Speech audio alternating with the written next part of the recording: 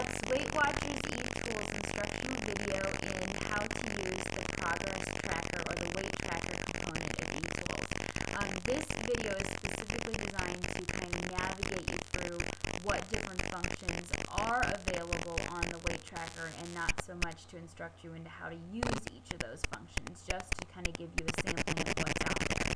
So you should be logged into your home page, and so I'm in the upper left-hand corner of my screen to see the Weight Watchers eTools emblem. I'm going to scroll down the left-hand side until I get to the Tools box, and I want the Weight Tracker tool, so I'm going to click on that, and the box should pop up.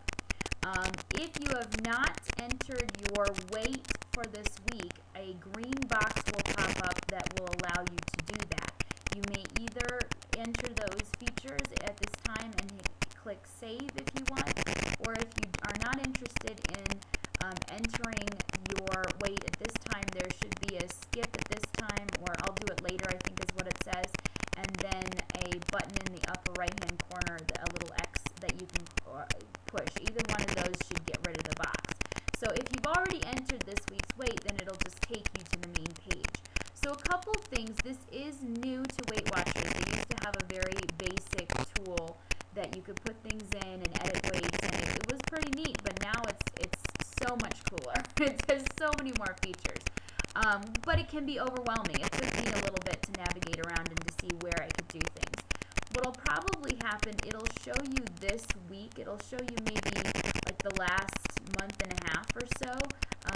This week's weight was May 1st, as you can see, and then if I go along, you can kind of see I have some weights that I don't have weights entered, and so if I scroll over them, it'll say no weight entered, and then it'll tell me for the weights that I did input, it'll tell me as I pass over them. I might not tell you very well, but it'll tell you as you pass over them what those weights are, and when you have no weight entered. You can, any of those buttons where you have weight entered, if you click on them, it will give you more information. It'll tell you at a meeting, it'll tell you when you weighed in, what that week's weight was, what the change from last week was. It'll get a little more specific. It'll also do this really cool feature where if you click on this, I'm not going to, but if you click on this, it'll give you the points value used for this week.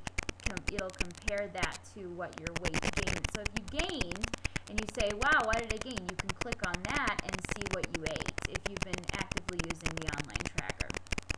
So from there, I'm going to go ahead.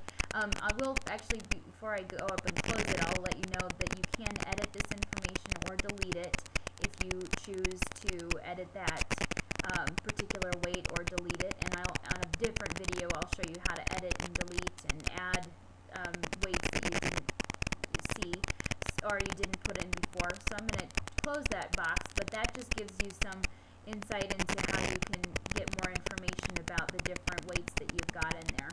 And so it gets a little more specific.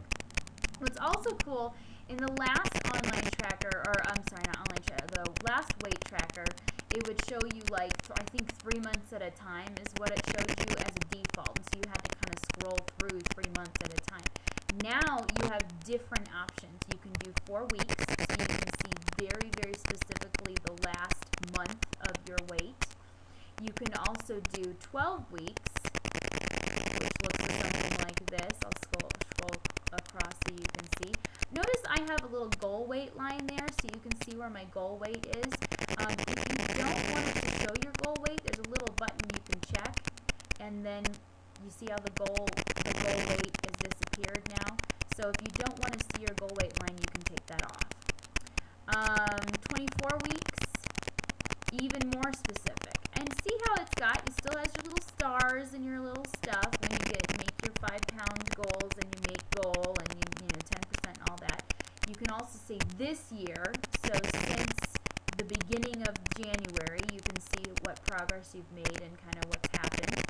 And all, and I really like that they let you do all, because you can see where you started and all the way down to where you finish, and you can see that change, which is so neat. It just gives you that sense of empowerment, seeing it plummet like that. And what's also cool is it can help you to start to see when you've had issues. There's this big jagged jump here, and if I look at the date, oh look, that's right around Christmas and New probably because I lost a bunch right before, and then Christmas happened, and so I gained after that, and then I went down after that. So it can tell you a lot about your cycle and how things are happening.